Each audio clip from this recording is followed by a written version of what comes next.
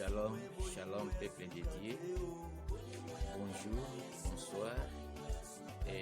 Kote kwenye mtakufata kusikia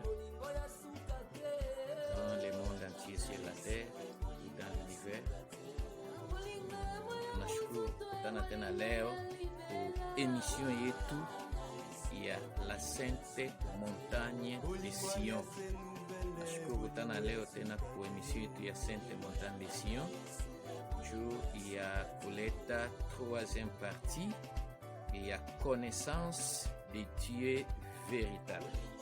Ndio maana tunasalimia bote benye biko banatupenda, bote benye kutusikia kwa karibu, kwa mbali, kudunia mzima, swate ku Kongo, ku Afrique, Asie, Europe, Asie, Oceanie, kuba planete ingine, univers yote.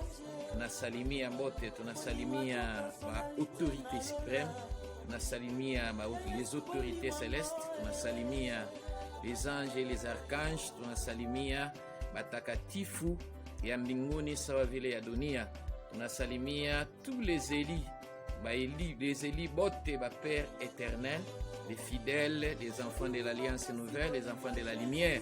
Tunamisalimia kote kwenye muko famille ya galaxie dans l'univers, tunawasalimia. Tunasalimia bakristu bote na batumishi bote wenye kumupenda Mungu wa mbinguni, Père éternel, Dieu le tout puissant.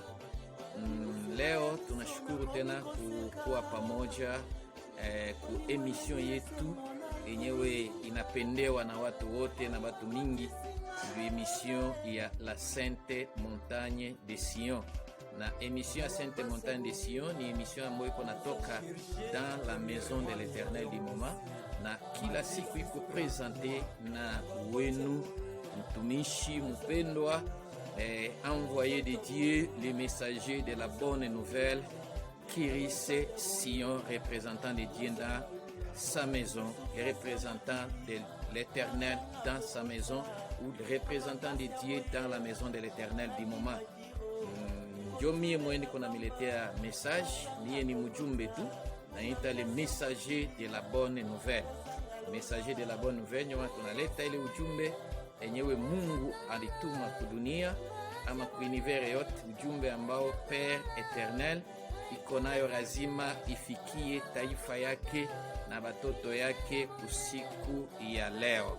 Siku kwa siku tutafata kwa emission yetu yenye ilipita, tulileta ligne ya ba message ambao tuko tuna prepare na yenye tunaletea batu kudunia, na hivi tunaleta moja kwa moja.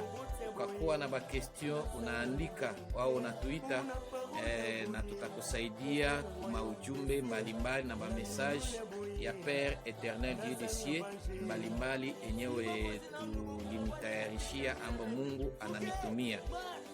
Tunasema tena kwa karibu sawa vile kwa mbali, unaweza kutusikia kudunia mzima, balange iko mingi, balange iko mingi, na unaweza kuwa kuruga inaenda mbalimbali, na yenyewe unajuaka teknolojia leo isha tusaidia. Unaweza kubeba message hii, unaiinterprete, unaibadilisha kuruga kulange yenyewe, utaisikia mzuri na itakusaidia.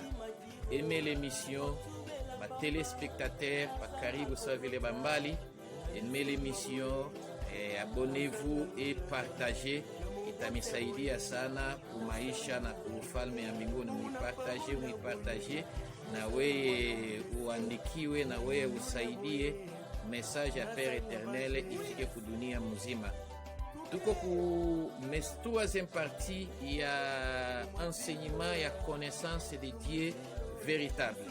Tulileta première partie, tukaanza kuexpliquer habari ya ba Mungu vile biko kudunia, utowafata tu mpaka kuile ile benye batatusikia, benye batatufata.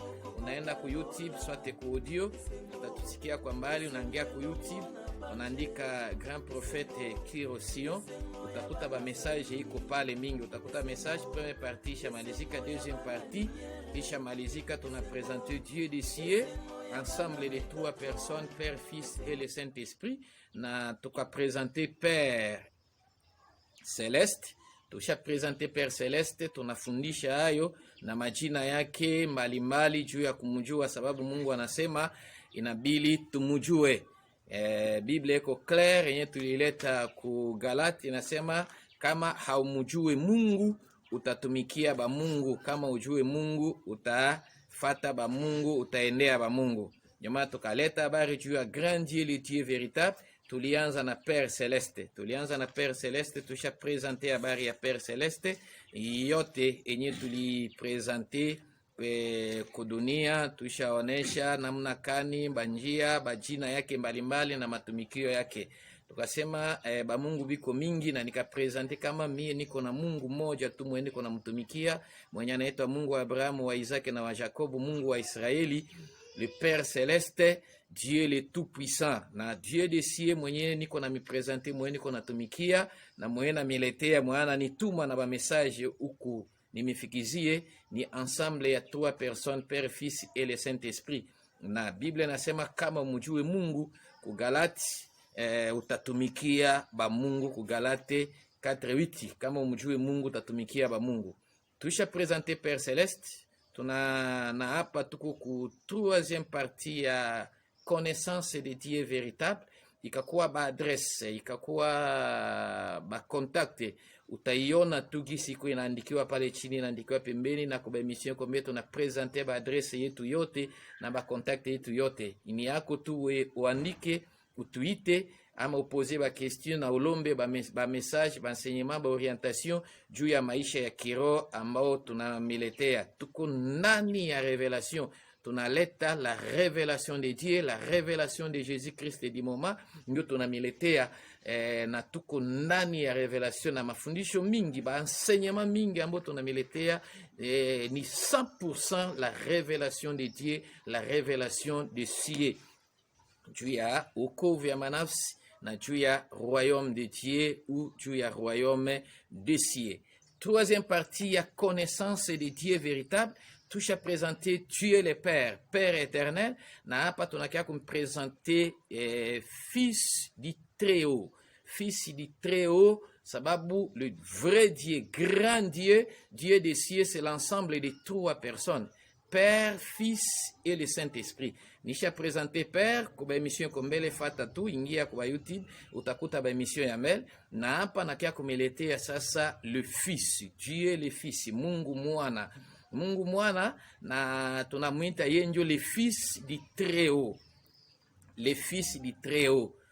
Na le Fils du Très-Haut, c'est un grand Dieu.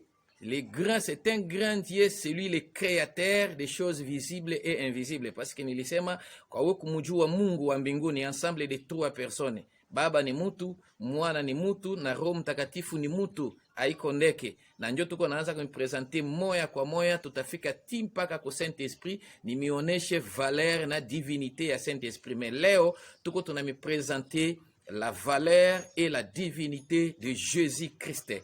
La valeur et la divinité du Fils du Très-Haut, mwana wake wa pekee mwenye tuko na muita leo Jésus-Christ, mwenye alizalika Nazareth, na ndio tunamuita Jésus-Christ de Nazareth. Na tutayua kwa majina yake mingi ambayo iko inaitiwa kwa kumfahamia très bien, sababu yeye peke Yesu Kristu anapenda batu bamujue.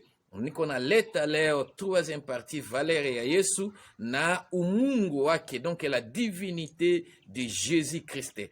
Okay, yeye ni nani? Yeye ni Fils du Très-Haut. Fils du Très-Haut iko ku Luc chapitre 1er verset 31. Luc chapitre 1er verset 31. Tuko tunafata juu ya divinité de Jésus-Christ, ndio tuko mwayo leo. Yeye Fils du Très-Haut. Tumfuate Fils du Très-Haut ku Luc chapitre 1er verset 31 mpaka 32. Msomaji atatusomea. Tunasoma katika jina la Kristo Yesu. Amen. Et voici tu deviendras enceinte. Malaika anamwendea mama Maria, anamwambia Marie, utabeba mimba. Et tu enfanceras un fils. Marie utazala mtoto tu mmoja, mwanaume. Tu lui donneras le nom de Jésus. Ule mtoto mumuite jina yake Jésus. Anaitia tu Jésus. Marie utazala mtoto, ule mtoto sato atazalika mumuite Jésus. Il sera grand Ule Jésus atakuwa mkubwa sana.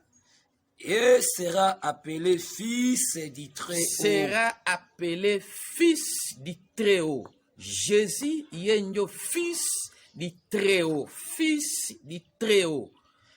Et le Seigneur Dieu lui donnera le trône de David, son père. Na Mungu atampatia Yesu Kristu kiti ya Davidi baba yake. Donc baba yake na Jésus Christ jina yake David. Davidi ndio jina ya Dieu des cieux.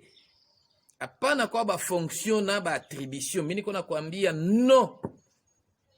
Dieu le Père jina yake ingine ni David. Ndio nakwambia ataikala ku trône ku kiti ya baba yake David. Hapana David le roi. David le roi iko jina tu yenye mtu anapanga. Sasa vile leo batu biko wanapanga batoto majina anamuita Die, anamuita Jésus. Ni majina mko munapanga batoto mais haiko njo yeye original. David original, David numéro 1, c'est le Dieu le Père, baba yake na Jésus Christ. Nambia Marie utazala mtoto utampanga jina yake Jésus. Yule mtoto ataitwa fils du Très-Haut. Donc, fils du Très-Haut ndio Jésus Christ. Na tunakwambia ku divinité, ku Mungu, gisi ku ensemble ya trois personnes, nilisema iko nguvu kubaachanisha, iko nguvu kubaelewa, iko nguvu sana we ubafahamie, me tunaendeaka kubaachanisha ni kupitia tu bakazi. Nilionesha kazi ya baba, naonesha kazi ya mwana, sawa vile Jésus Christ, yeye ndio mwana. Tukonesha kazi yake asema c'est lui le créateur des choses visibles et invisibles. Na sa aliumba bitu balikuwa namuita kujina ya parole kuno selon Jean chapitre 1er verset 1 mpaka 2. Yesu na yeye ni créateur. Yeye mwenye aliumba bitu yenye iko naonekana na enyewe aionekane. Au commencement était la parole. Katika mwanzo kulikuwa neno. Et la parole était avec Dieu. Neno alikuwa pamoja na Mungu. Et la parole était Dieu. Na neno alikuwa Mungu. Il était au commencement avec Dieu. Neno alikuwa pamoja na Mungu na alikuwa Mungu na leo iko Mungu. Toutes choses ont été faites par elle. Bitu yote iliumbiwa na yeye neno. Et rien de ce qui a été fait n'a été fait sans elle. Hakuna kitu enye iliumbiwa kudunia bila yeye neno Jésus Christ. Katika mwanzo balimuita neno. Na ye neno alikuwa pamoja na Mungu na neno alikuwa Mungu. Na bitu yote biliubiwa na ye. Donc Jésus c'est le créateur. Hapana kumkompare na batu bengine. Ukamkompare na batu bengine nitakwambia bale batu ye baliumbaka nini? Banajulikana wapi na ni ba créateur sur base de quoi? Mais tunamjua huyu Jésus Christ le fils du Très-Haut. C'est lui le créateur des choses visibles et invisibles. Donc bitu yote biliumbiwa njo na yeye. Tutaenda sababu niko nimeletea tu synthèse mwenye kona lazima ya enseignement en détail. Atatufata, atatuita, atalomba en privé, tutampatishia yote sababu wakati ni mfupi, tuko tunamiletea tu mafundisho nusu sawa na wakati yenye tuko tunamiletea. Jésus Christ fils du Très-Haut. Jésus Christ fils du Très-Haut, yeye anabakia éternellement Dieu d'Israël, éternellement Dieu d'Israël, visible et invisible. Anabakia milele na milele. Le Dieu, le vrai Dieu, le grand Dieu d'Israël, visible et invisible. Sababu nilisema Dieu le Père, yeye iko Dieu d'Israël invisible. Anaonekaniaka na anatembeleaka tunjo mtu mmoja mwenye anampenda na anamchagula kuile periode. Mais son fils, le Dieu d'Israël, vrai Dieu, grand Dieu d'Israël, Jésus-Christ, fils du Très-Haut, anasema yeye ni Dieu d'Israël, visible et invisible. C'est-à-dire, yeye le fils du Très-Haut, anaonekanaka na aonekanake. Dans chaque période, anaonekanaka. Na uko kipindi ingine yenyewe kuile periode yenyewe hataonekana. Maana anatumika ku monde visible et invisible. Donc c'est le Dieu d'Israël visible et invisible. Ye fils du Très-Haut. Fils du Très-Haut mwenyewe niko na mipresente naye ono ya Jésus, fils du Très-Haut.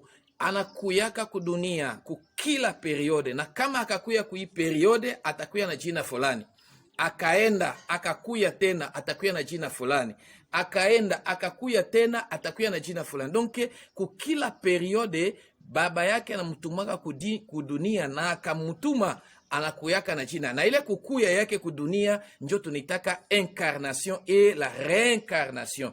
Kuvala mwili, anakuya njo kuvala mwili, mais c'est le fils du Très-Haut. Asa siye batu ya dunia wakati tunamuona swate anazalika, swate anavala mwili, tunamkompare na siye, or haiko vile. Ndio maana hapa nitamisemea le fils du Très-Haut. Le fils du Très-Haut iko na majina yenyewe alikuwa naitiwa periode par periode, na yenyewe ataendelea kuitiwa periode par periode. Ile yote iko majina yake, me kila jina iko na yake pouvoir, iko na yake kazi, iko na yake mission. Dans chaque periode yenye le jina ilitokelea. La connaissance de Dieu véritable. Hapa tunakuwa ku connaissance ya Dieu le Fils, fils du Très-Haut. Connaissance ya Jésus-Christ, tumujue Yesu très bien.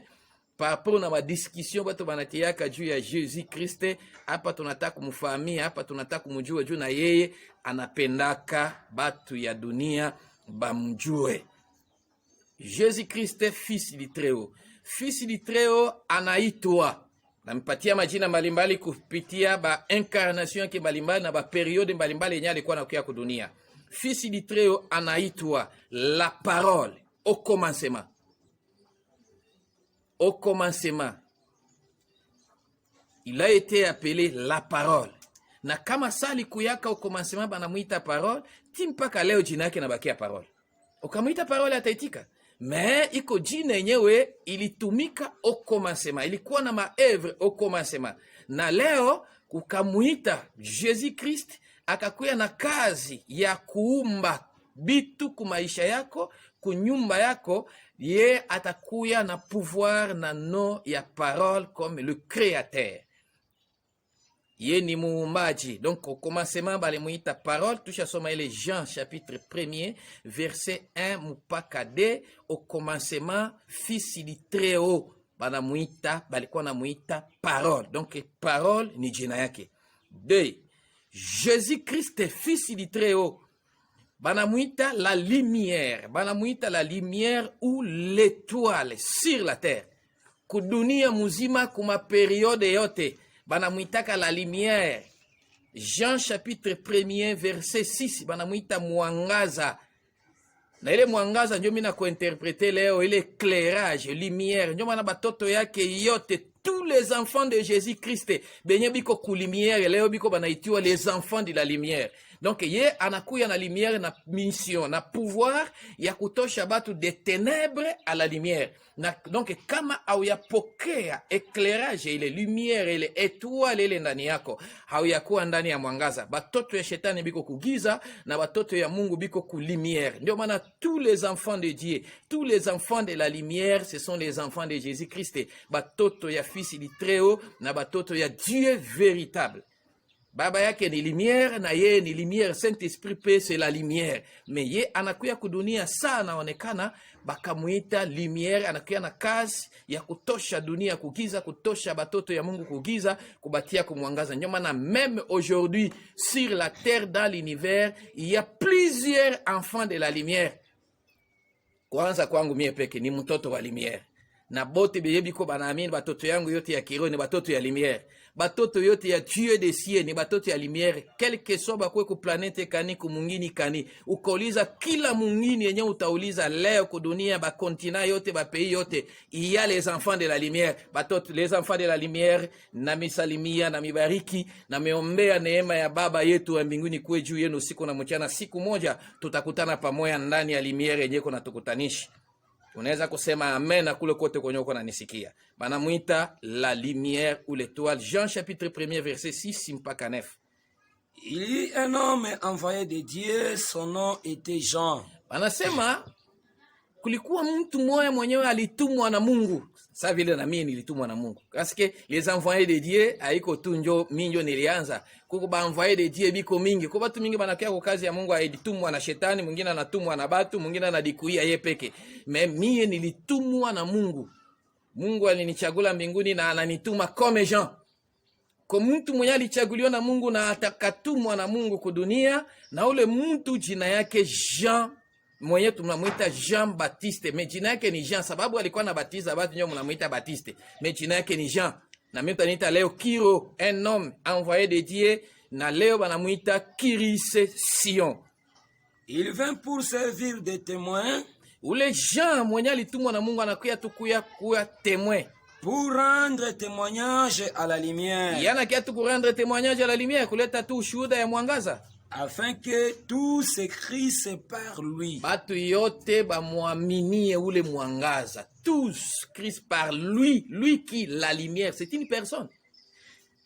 Il n'était pas la lumière. Ye Jean kokwa ye ndio lumière. Mais il parit pour rendre témoignage à la lumière. Témoignage à la lumière. Jean anakia ku présenter, ku publier, présenter et préparer l'apparition de la lumière, l'apparition de l'étoile. Na mie leo nakuya na même mission Jean alikuyaka nayo, nakia kumipublier, nakia kupresenter, na kupréparer la nouvelle apparition de l'étoile. Ile lumière Jean alikuwa anatangazaka saya hayo kukuya na kuonekana mara ya pili inaenea. Na ndio mimi niko na mitangazia la nouvelle apparition de l'étoile, message ya apparition de l'étoile iko nakuya sasa hivi hapa mtasikia.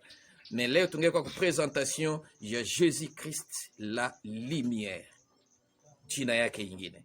Jina dunia mzima banamjua kwa jina ya lumière. Dunia mzima banamuita lumière. Na shetani anamkimbia sababu ya ile lumière na anamuogopa sababu ya ile lumière. Or enfant de la lumière abamlokake. Na shetani hawezi kutumika ndani ya mwangaza hata siku kama yuko mtu wa giza. Si ndio batoto ya mwangaza sababu baba yetu ni mwangaza, Mungu wetu c'est la lumière. Jésus-Christ la parole, la lumière. Tous les enfants de la lumière, les zéliers, les fidèles, banamuita toujours la lumière, banamuita nyota, sababu ndio jina yake Apocalypse 22:16.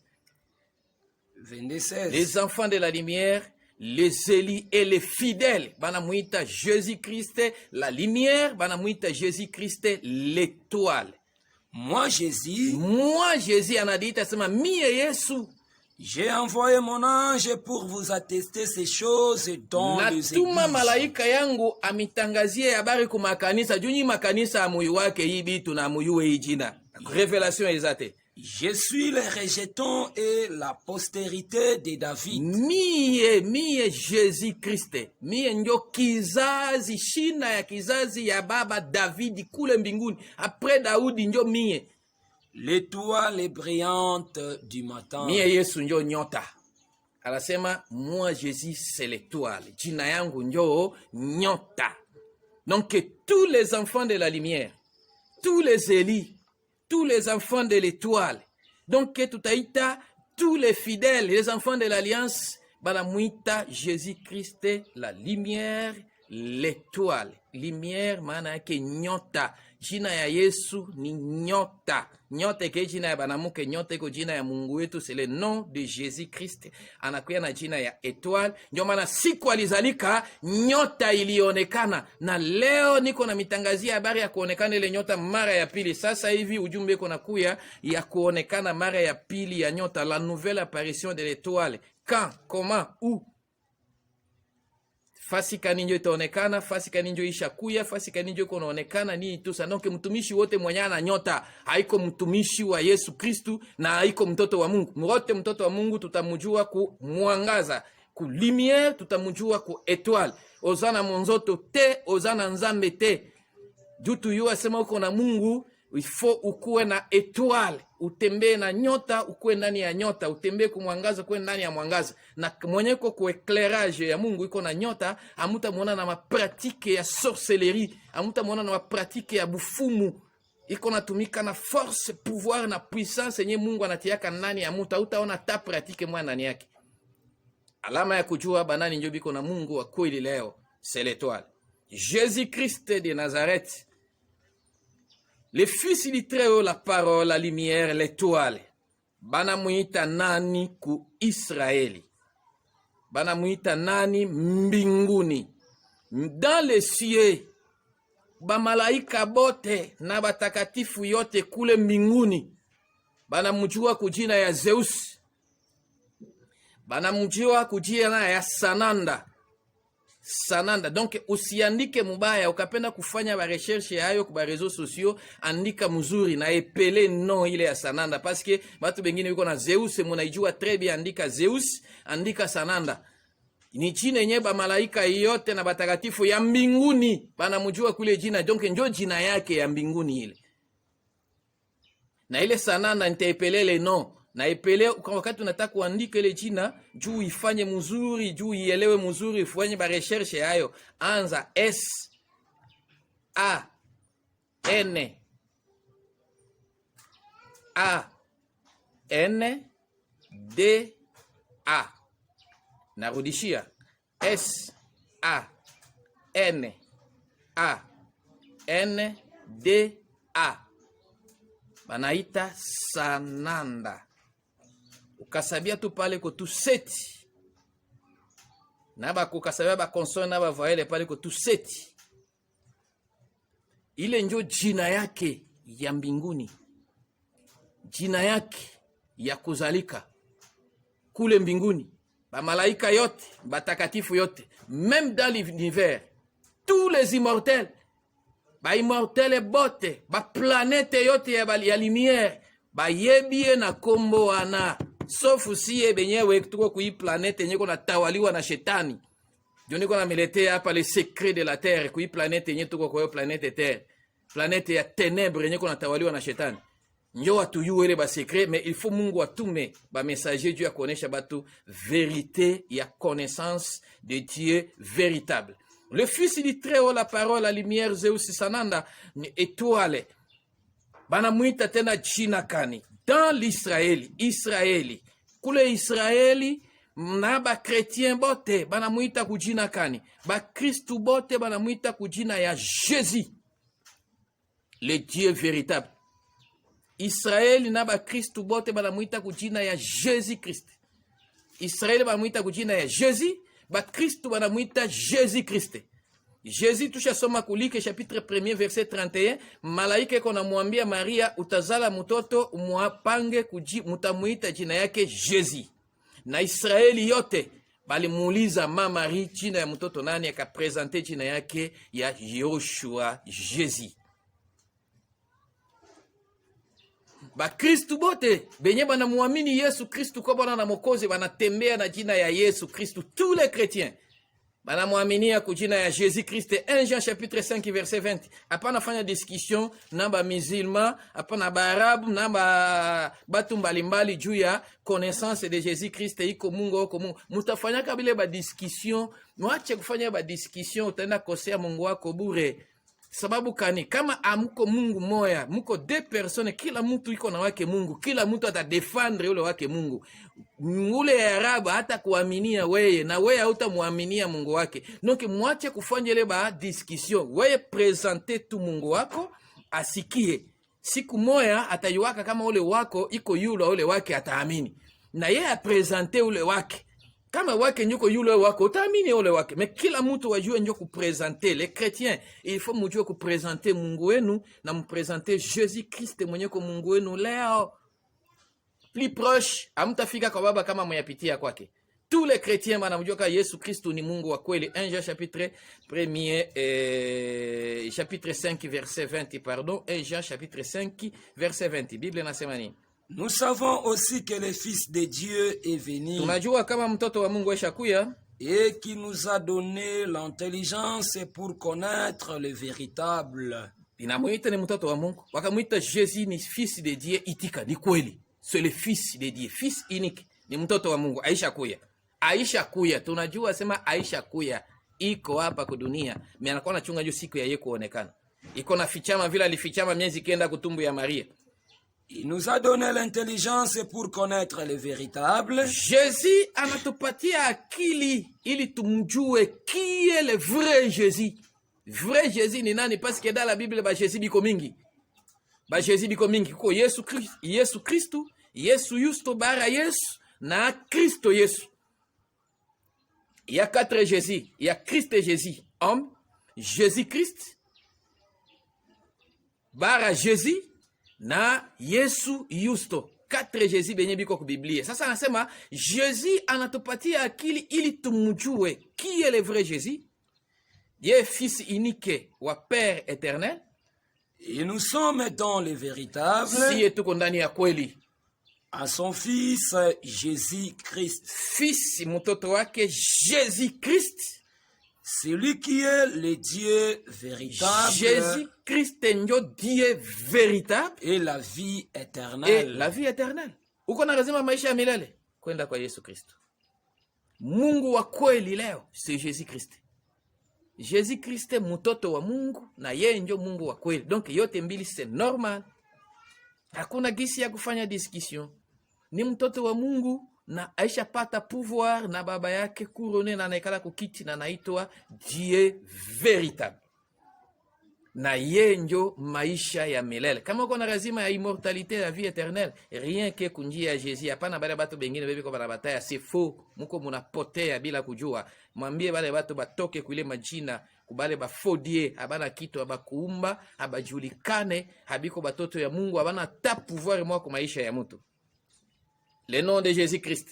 Mwambie Jésus-Christ. Donc ba Christ yote na ba tous les chrétiens banamjua kujina ya Jésus-Christ. Jina yake ingine Emmanuel. Aux âmes incarnées. Les âmes incarnées et réincarnées. Manafsi yote benye balikuya kuvala mwili kudunia banamjua fils di Treo kujina ya Emmanuel. Ukaitika haukuitika jina yake Emmanuel, si manafsi nous les âmes incarnées tunamjua kuile jina ya Emmanuel signifie Dieu avec les humains. Matthieu chapitre 1er verset 23. Voici, angalia, la Vierge sera enceinte. Vierge Marie atabeba mimba, Mama Marie. Neema yako endelee kwa juu yako na kupenda sana. Elle enfantera un fils. Mama Marie atazala mtoto, hapana bafo Marie, vrai Marie. Et on lui donnera le nom d'Emmanuel. Na sa atazala le mtoto, mutampango le mtoto jina ya Emmanuel. Ce qui signifie Dieu avec nous. Emmanuel maana yake Mungu pamoja na batu ya dunia. Mungu pamoja na siye batu ya dunia. Mungu pamoja na manafsi enyewe iko incarné. Mungu pamoja na les humains, les morts. Dieu avec les morts, Dieu avec les humains. C'est-à-dire, ce Dieu Jésus est le vrai Dieu, grand Dieu, Dieu des cieux, mais alidifanya, alivala mwili, il a été incarné et réincarné. Parce qu'il y a konjo kukuya yake ya kwanza ya pili. Anavala mwili, Mungu wa baba yake anamutuma mara ingine kudunia, njo akavala mwili afanane na batu ya dunia, me alikuya na mission na pouvoir yake yote ya kimungu. Na saa yenyewe anakuya na pouvoir yake yote ya kimungu, na pale parmi les âmes incarnées banamuita Emmanuel. Mi naitika na naamini kama jina yake ni Emmanuel milele. Niko na mpresente ba jina yake mbalimbali na makazi mbalimbali. C'est-à-dire ukapenda akutembelee, umuimbie, uombe, kufurahi kusiku ya Emmanuel. Siku ya Emmanuel mko mnaita siku ya Noele, ni siku ambayo Mungu aliitika kutembelea batu kudunia na kuonekania batu kudunia. Jésus-Christ Emmanuel. Na kupresente jina ingine. Dans la maison de son père, Père éternel, kunyumba ya baba yake, kunyumba ya baba yake, ku maison de l'éternel. Jésus-Christ, fils du Très-Haut, la parole, la lumière, Zeus, Sananda, Jésus-Christ, Emmanuel, kunyumba ya baba yake, banamuitaka nani? Sikia jina yake. Esaïe 22:20. Utasoma mpaka 22. Esaïe chapitre 22, verset 20 mpaka 22. En ce jour-là, kuile siku, j'appellerai mon serviteur Eliakim, nitamuita mtoto wangu Eliakimu, fils de Ilikija. Mtoto wa Ilikija. Mon serviteur Eliakim, mtoto wa Ilikija. Je le revêtirai d'état unique. Nitavalisha nguo ya baba yake likija. Je le ceindrai de ta ceinture. Tampatia sentire ya baba yake likija. Et je mettrai ton pouvoir entre ses mains. Ilikija pouvoir yako. Nitampatia mtoto yako Eliakim. Il sera un père pour les habitants de Jérusalem. Yule ilikija mtoto yako, batoto yote ya Jerusalem, ba Kristu bote, ba pagani bote, batamuita papa. Et pour la maison de Juda, na kunyumba yote ya Mungu ataitwa baba wa kiroho. Je mettrai sur son épaule la clé de la maison de David. Ilikija mtoto yako Eliakimu, nitatia kumabeka yake fungula ya nyumba ya baba Daudi, fungula la clé du royaume des cieux. Quand il ouvrira, akafungulia mtu mbinguni, nul ne fermera. Mtu atafunga. Et quand il fermera, na akafunga, nul n'ouvrira. Fungula ya ufalme ya mbinguni, shetani ndio ikimbiaka naye. Yesu anakuya, anakia kumunyanganya ile fungula, na banabeba fungula, pere tenabeba fungula, anampatia son fils unique. Le fils unique, hapa ni kusema le fils unique de Jésus-Christ. Si Jésus est le fils unique de Dieu le Père, il y a aussi un fils unique de Jésus-Christ. Ile enseignement qu'on a kia sasa hivi, anajulikana mbinguni na kubiblia, namba verse biblique tampatishia. Atuko kwayo leo, leo niko nampresenter habari ya Jésus-Christ, asema kunyumba ya baba yake banamuita kujina ya Ilikija Sananda.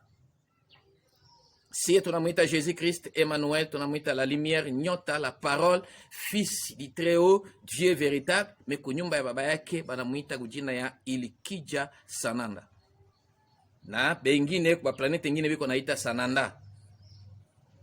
Jésus-Christ banamuita tena nani? Israeli banamujua sana kujina ya Joshua. Yoshua.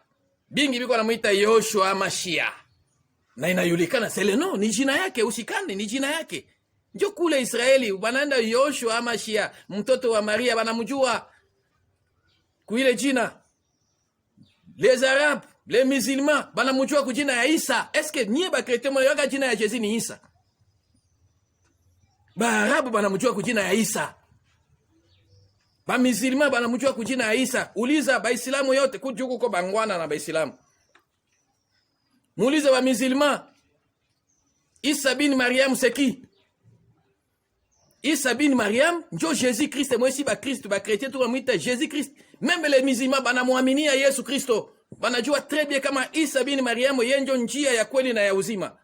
Mwache ufanya ma discussion ile ma discussion ko tu nani ndio atakuwa sikia, shetani anapanda division mwa kwa batoto ya Mungu kama ile mapendo yarudia katikati yetu. Shetani hatuyamuweza kudunia, tanjo tuko tunamkemea. Kwa sie kumuweza shetani na yeye akimbie kudunia, tuchangane turudishe mapendo ya Mungu katikati yetu. Quel que soit ba secte, quel que soit ba église, kama tu sema hii église na église banaombaka Mungu wa kweli, mnachanga ile connaissance nyibote mnayasta tuko kwa Mungu mwa kwake ba jina iko mbalimbali, mtamkimbiza shetani. Mwache ba discussion yenye ina maana. Ba chrétien tunayo Jésus Christ, oui. Emmanuel, oui. Zeus, oui. Sananda, oui. Mais les musulmans banamujua kujina kani Isa, mais ni les chrétiens moyo sema jina yake ni Isa. Isa bin Mariam, c'est Jésus-Christ, mtoto wa Maria. Ok, na mpresente ba valeur ya Jésus-Christ. Hapa nilikuwa nameletea ba jina. La valeur et la divinité du Fils. La divinité, la valeur et la divinité de Jésus-Christ. La valeur et la divinité ya mwana wa peke wa baba wa mbinguni, wa Dieu le Père, wa Père éternel, Dieu le Tout-Puissant. La valeur et la divinité de Jésus-Christ. Le Fils du Très-Haut, c'est Jésus-Christ de Nazareth. Mwenye alizalika Nazareth. Mais mintasema Jésus-Christ, Dieu véritable. Kama tunasema Jésus-Christ de Nazareth, alizalika ka Nazareth. Mais il reste Jésus-Christ, Dieu véritable. Ndio inaandikiwa ku 1 Jean. Yeye ndio Mungu wa kweli. Jésus-Christ, Dieu véritable. Na miletea valeur yake na umungu yake ya Jésus-Christ, Dieu véritable. Mwenye alizalikaka Nazareth kutumbu ya mama Marie. Alikuwaka iko na anabakia iko Mungu mzima mpaka leo. Leo niko na miletea sasa Valere yake na Mungu yake imalize discussion ya quelques personnes. Tunaenda kwa dakika kidogo kwa haraka. 1. Jésus-Christ est le premier créature et le premier né du Père éternel Dieu. Yenjo kiumbe créature, nasema créature, kiumbe ya kwanza, et le premier né, kizazi ya kwanza. Présenter le bitu mbili, kiumbe ya kwanza na kizazi ya kwanza. Maana yenjo aliumbiwa wa kwanza na Père éternel mbele ya bitu yote, na kazalika wa kwanza kwa Père éternel mbele ya bitu yote. Il y a un secret ya kuumba na kuzalika atuko kwa leo. Mimi niko kupresenter valeur ya Jésus-Christ. Kule mbinguni, Père éternel, Dieu le tout-puissant dans les cieux. Mbele ya kuumba bitu yote na mbele ya batu kuzalika, mtu wa kwanza mwali umbiwa ni mwana wake wa pekee mwenye tuko na muita leo Jésus-Christ. Emmanuel, Joshua, Zeus, Sananda, ili kija ule mwenye niko na unajua kwa majina niko na mipresenter hapa Baislamu bana muita Isa. Yesu Kristo leo, fils du Très-Haut. Asema yeye ndio kiumbe ya kwanza, wa kwanza kuumbiwa. Pale kamata Proverbe chapitre 8 verset 20. Wa kwanza kuumbiwa na wa kwanza kuzalika mbinguni. Pamoja na Biblia ndio utaaminia beni kuna kusemea hapa. Sikia gisi aliumbiwaka mbele na mwanzo ya bitu yote na kuzalika mbele ya batu yote. L'Éternel m'a créé la première de ses œuvres. Nasema Proverbe chapitre 8 verset 20 mpaka 29. Hapa Jésus-Christ iko na di présenter. Anasema l'Éternel, Père éternel m'a créé, aliniumba wa kwanza kuba evre yake yote. Avant ses œuvres les plus anciennes. Mbele ya bitu yake yote mwenye aliumbiwaka wa kwanza ndio mie Yesu Kristo. J'ai été établi depuis l'éternité. Moi, Jésus, j'ai été établi. Mie Yesu nilitiliwaka, nilibarikiwa, nilikuwa consacré, nikaikala ku pouvoir mbele ya bitu yote kuumbiwa na batu kuzalika. Dès le commencement, tangia mwanzo, hapana mwanzo ya hapa Adamu, no, mwanzo ya mbinguni na dunia, madunia yote. Avant l'origine de la terre. Avant Mungu kuanza kutengeneza taba planete, avant ba planete itengenezewe. Je fus enfanté quand il n'y avait point d'abîme. Hapa nasema niliumbiwa, kisha nasema je suis enfanté, nilizalika. Eternel aliniumba na kanizala, nilizalika na dunia zimu hayakuwa, shetani hayaumbiwa. Quand il n'y avait point de source chargée d'eau. Ba monstre adeze zimu dunia maya yakuwa memie Jésus-Christ sanana nilikuwa nishazalika. Avant que les montagnes soient affermies. Mbele ya milima kutiliwa ba planete plante ba planete juu itwe univers. Mie Yesu nilikuwa nishazalika. Avant que les collines existent. Mbele ya milima na mabonde ikuwe, mie Yesu nilikuwa nishakuwa pa. Je fus enfanté. Nilikuwa nishazalika zamani. Niko na kupresenter valeur ya Jésus na divinité de Jésus par rapport na batumishi bengine be muko munatiatia hapa sema hii fulani na yeye ni Mungu fulani, yeye incarnation de Jésus hivi na hivi. Bongo incarnation de Jésus kwa yake vile kwa muko munaiona pena bebe muko munabaabudu. C'est faux et archi faux. Shetani kazi yake kuharibisha vitu bizuri ya Mungu. Fungula mecho, omba, chunguza mbele we kuaminia n'importe qui ou n'importe quoi. Il n'avait encore fait ni la terre. Mungu wa mbinguni hayatengeneza ni dunia, ni les campagnes, ni bitu ya dunia hayaumba, ni les premiers atomes de la poussière du monde. Tatu poussière ya dunia yafanyiziwa. Mie nilikuwa nishazalika na nishaumbiwa. Mie Yesu Kristo. Lorsqu'il disposa les cieux, sa yenye Père éternel alianza kutengeneza mbinguni. j'étais là. Moi son fils unique j'étais là. Yesu alikuwa senye baba anaanza kutengeneza mbinguni, nasema mbinguni itakuwa njoo hivi, mbingu ya kwanza, ya pili, ya tatu na kuendelea. Mtoto yake, mwana wake wa pekee mwenye tunamwita Jésus Christ leo Dieu véritable alikuwa pale. Lorsqu'il traça un cercle à la surface de l'abîme, senye alitengeneza cercle, yasema hapa njoo zimu itakuwa. Mie Yesu nilikuwa pale. Lorsqu'il fixa le nuage en haut, sasa alitia mawingu mbinguni, nilikuwa pale. Et que les sources de l'abîme jaillissent avec mbingu na dunia zimu nayo ianze kutumika kazi yake ya mamoto na nguvu, mie nilikuwa pale. Lorsqu'il donna une limite à la mer, sana kuya kuachanisha mer, asema hii ndio itaitwa planet, itaitwa continent ya Afrika. Afrika itakuwa hivi, forme ya revolver, Amerika itakuwa hivi, Europe, Asia itakuwa hivi. Mie nilikuwa pale, sasa iko naachanisha mai na bulongo, pour que les eaux ne franchissent pas les bords. Na iko natia majiwe juu mai isitambuke, batu batekala huko kukavu. Ni mie nilikuwa pale. Lorsqu'il posa les fondements de la terre, senye alitia dunia, sasa nashukisha dunia kufasi yake. Akuyaumbiwa hata mtu na mtu ayazalika, mie nilikuwa pale. Mama meme malaika hayakuwa. J'étais à l'œuvre auprès de lui. Mie Yesu nilikuwa kukazi pembeni ya baba yangu. Donc tulikuwa tunatravailler que 2 personnes. Et je faisais tous les jours ces kila délices. siku nilikuwa namfurahisha Jésus Christ Emmanuel, fils du Très-Haut, grand Dieu. Unasikia habari yake, aliumbiwa na alizalika mbele ya bitu yote. Sasa ule wenu Mungu utupatie origine yake. Mimi namiletea origine ya Jésus. Mungu wangu, mon père, nampenda sana, ni baba yangu. Namiletea origine yake. Namiletea secret yake. Namiletea wapi ndio kwenye alianzaka. Namiletea kazi yake, valere yake na umungu yake. Utaona umbali mbali parapo na batumishi na makanisa yenye mko mnaenda, pengine amuyasikia kama iko bitu tenye ndani ya Biblia.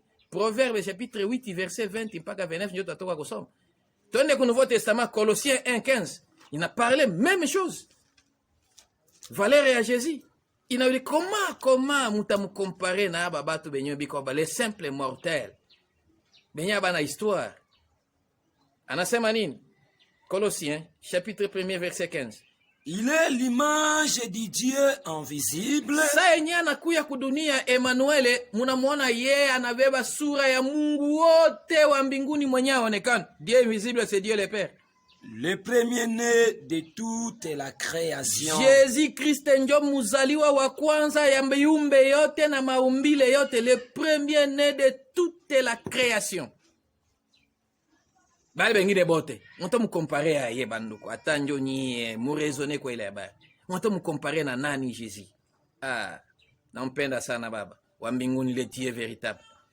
Anasema nini? Car kwa maana en lui ont été créées toutes les choses qui sont dans les cieux et sur la terre. Kwa Yesu njo bitu yote biliumbiwa, benye biko mbinguni na benye biko kudunia. Ile bitu yote yenye mko na mwenye aliumba oni Yesu. Mekoma nyie mumheshimie mwenye alimiumba, nyie aliumba bitu yote mko naye. Amumheshimie juu ya nani? Dunia. Banadamu. Mungu kama akasilika iko na sheria ya kusilika. Na ule Yesu mwenyewe aliumba bitu yote, anatukaniwa na zarauliwa, naonekana wabure. Ya anakuya kudunia nye aliumba ni ikuye kwanza bana mupika, bana muua, kumuchoma, kumutemea mate, kumuua, doke kumutesa timpaka leo iko na tukaniwa ya maajabu. Mwenye iko na pumuzi yako. Kila kitu iko na wakati yake. Nyembe muko naendelea kumutukana Jésus Christ. Mchunge sasa hii baba yake isha silika, munataka kuona kasirani ya baba yake dunia mzima na univers yote. Dieu yue valere ya baba parce que muogope tena Père éternel ni son fils unique. La crainte de l'éternel haiko, alors Père éternel iko na imposer boka yake kwa dunia. Mutamuogopa dunia mzima na univers yote. Enseignement ya crainte de l'éternel iko na kuya. les visibles et les visibles et les invisibles. Yeye ndio mwenye aliumba. les trônes, Vitu hivi vinaonekana bia vionekane ni yeye. les Trône, dignités, umungu, domination pouvoir et autorité. na pouvoir yote, domination na pouvoir yote ni yeye ndio mwenye alitengeneza, ndio mwenye aliumba. Est-ce que kuna pouvoir kumshinda Jésus? Quel pouvoir? Banapatia kadon du Saint-Esprit na unaanza kufanya ma miracle, unasema na mie nakuwa na pouvoir ya sa Jésus. Qui est toi? Tout a été créé par lui et pour lui. Yote iliumbiwa na yeye na pamoja na yeye, par lui et pour lui. Le créateur, Jésus-Christ, Dieu véritable, le créateur, la valeur de Jésus. C'est lui le créateur des choses visibles et invisibles. Dieu véritable. Alikuzalika na aliumbiwa mbele ya batu yote. Kisha Dieu le Père ni yeye. Umupende, umuheshimie. Sinon, vile uko nasikia enseignement, utaona fimbo ya Mungu vile kwenye nakuwaka.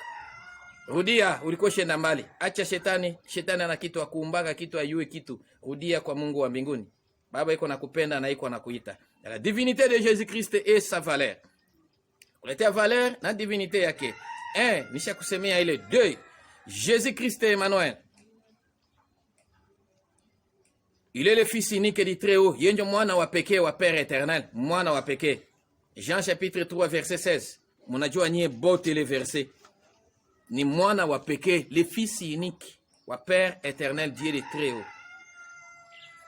Car Dieu a tant aimé le monde Vile Mungu alipenda dunia, qu'il a donné son fils unique. il a donné son fils unique. Inaishia pale.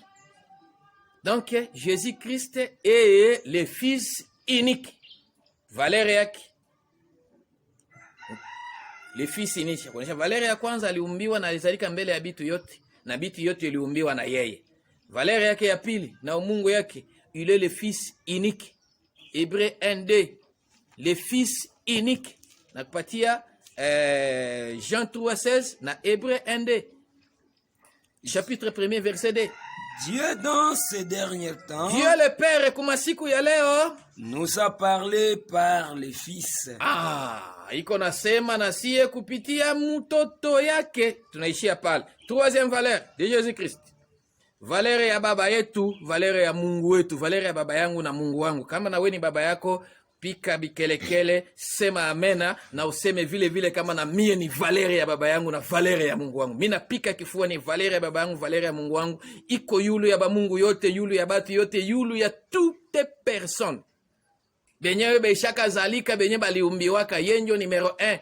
Kisha Dieu le Père, Père éternel, Dieu le tout-puissant, tunamkuta yeye na bengine bote banakuya nyuma, ba Adeze, ba Mahomet, ba Kimbangu, ba tusa bote biko chini. Ye peke njo anabakia. Bale bote we munabayoa ba Buddha, ba Hindu, ba nani, ce sont des faux dieux, abayudikane. Diko banakuya kudiabolize valeur ya Mungu wa mbinguni, Dieu le Père. Niko na mionyesha ba incarnation na ba valeur yake. Valeur yake ya tatu, enye ni presenter au moins 12 valeurs hapa. Jésus-Christ nyota. Yeye ndio mzaliwa wa kwanza wa Dieu le Père, na yeye ndio héritier de toutes choses, héritier. Hébreu chapitre 1er verset 2, 6 mpaka 7. Dieu dans ces derniers temps Mungu kwa siku ya leo nous a parlé par les Fils. Anabakia nasema na siye kupitia mtoto yake.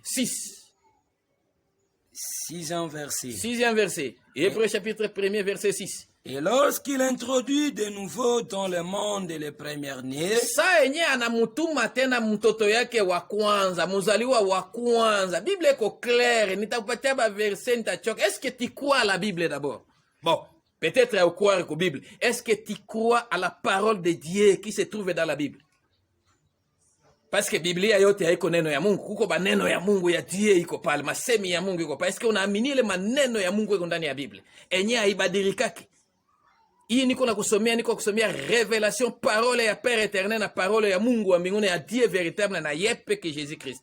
Banasema wakati Dieu le Père, Père éternel, Dieu le tout-puissant, sa anaintroduire, anamutuma mara ingine mtoto yake kudunia, il dit na akasema que tous les anges de Dieu l'adorent. Ba malaika yote ba muabudu. Tuishi hata pale. Ba malaika yote ba muabudu. Shuka kidogo.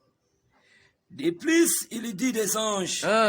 C'est lui qui fait de ces anges des vents devant, et de ses serviteurs une flamme de feu. ok, Mais il a dit au fils, anasemea mtoto yake, ton trône, ô Dieu, est éternel. nisha kupresente na anaendelea kukupresente valere yake, valere ya Jezi na valere ya mwana wa pekee, na kuambia hapa kama ye Yesu Kristo, ye Yesu Kristo mwetu namwita Yesu, na ye njo l'héritier, héritier wa Père éternel, héritier wa bitu yote benyewe Baba alitia hapa kudunia. Ye njo héritier ku chapitre D, verset D, voilà, tukumalizie le verset D. Dieu dans ces derniers temps Mungu kuma siku ya leo nous a parlé par le Fils, anasema nasie kupitia mtoto yake. qu'il a établi héritier de toutes choses. Mtoto yake njo anamtia héritier wa bitu yote, héritier wa bitu yote mbinguni sawa vile kudunia, héritier wa Père. Na héritier anabebaka pouvoir, puissance, force, grade, fonction non ya Baba.